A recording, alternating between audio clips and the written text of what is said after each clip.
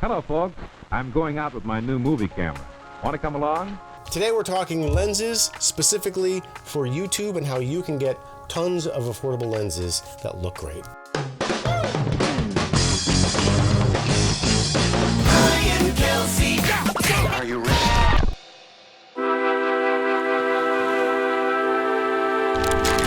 On the front of the camera is a lens.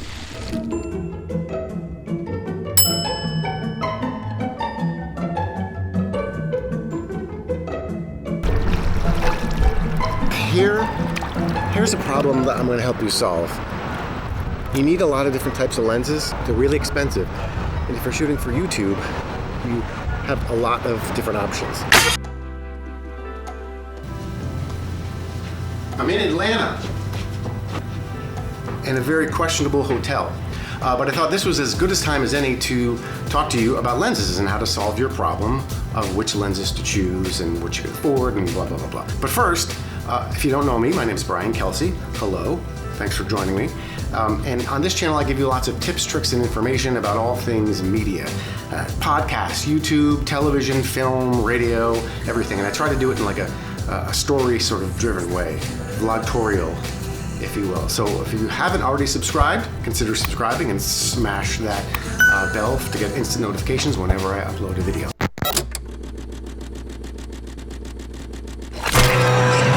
We're not going to come to Atlanta and not see a Braves game. So everybody wants those big, beautiful lenses that are thousands and thousands of dollars, and there's a reason.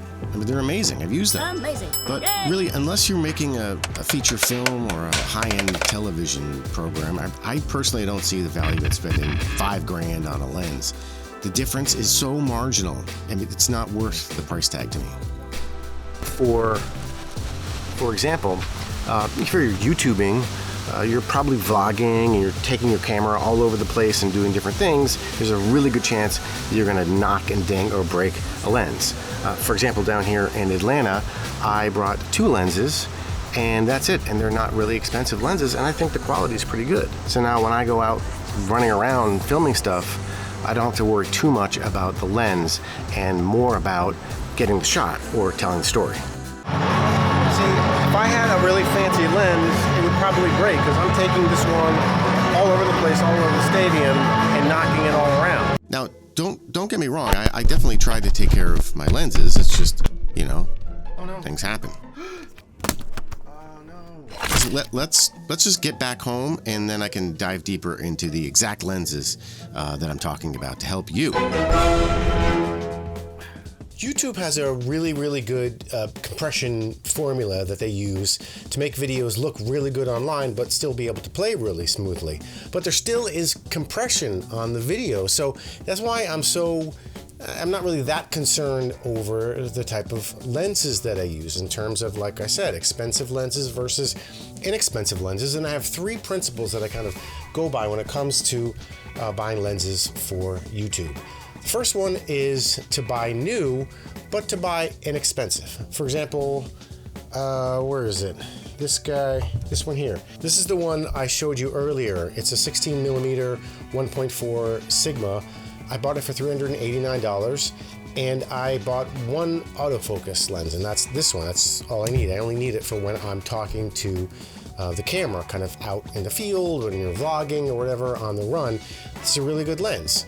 Okay, my second principle for buying lenses is to buy used. People swap lenses all the time. Go on eBay and buy a used lens. One of my favorite lenses I got on eBay is this one here. This is a Canon 10-22, and it's a 4.0, and I got it, I think, for $250. Just make sure that it's in good condition.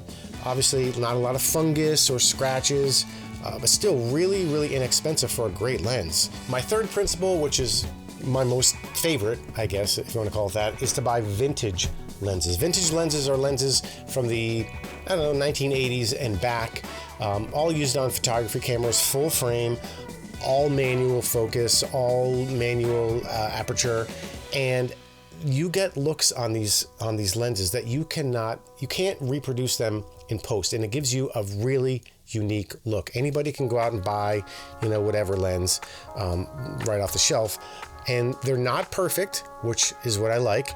They're not the sharpest in the world. So if you're looking for that super razor sharp image, you're probably not going to get it with these, though it's pretty close. And there's such a wide variety. Like, this is a 24 millimeter lens. It's a Nikon. It's 2.8. Well, the sun flares on these vintage lenses are so good, you can't reproduce it. And some of the bokeh as well too is unbelievable. This one here, this is my favorite. This is a Helios lens. It's a 58 millimeter lens. It cost me $45. This one just happens to have a D-clicked aperture. I don't know, this lens is just awesome. And you just get an adapter, that's the key. And there's a million different adapters. You really don't need a super expensive one because you're not using autofocus. So it's really just adapting the physical connection. Here's a great 50 millimeter lens. This is a Nikon. This is a 1.8. And again, it's all manual. I think this was around $45, something like that. So the point is, and these are all prime lenses actually, except this guy here. So this is the one I just bought. This is a Chinon lens, and it's a 3.8, and it's an 80 to 200. I got this for $35, and it's fantastic. $45, you can't go wrong. You can take this around. You don't have to worry too much if it gets broken or dinged or whatever, because you didn't really spend that much money on it, but you're still getting amazing results. What are the downsides? The downsides obviously are that there's no autofocus. And if that is your kind of main thing, then these lenses are not going to be right for you. For YouTube though, the talking to camera, that's our one autofocus, but out in the field getting B-roll, I never use autofocus, ever. Other downsides, you do have to buy adapters to fit whatever camera you own. Again, not a big deal, anywhere from 20 to 80 bucks. You could spend, $500 with a Metabones adapter, but you're not using autofocus again. So it doesn't even really matter. So there you go.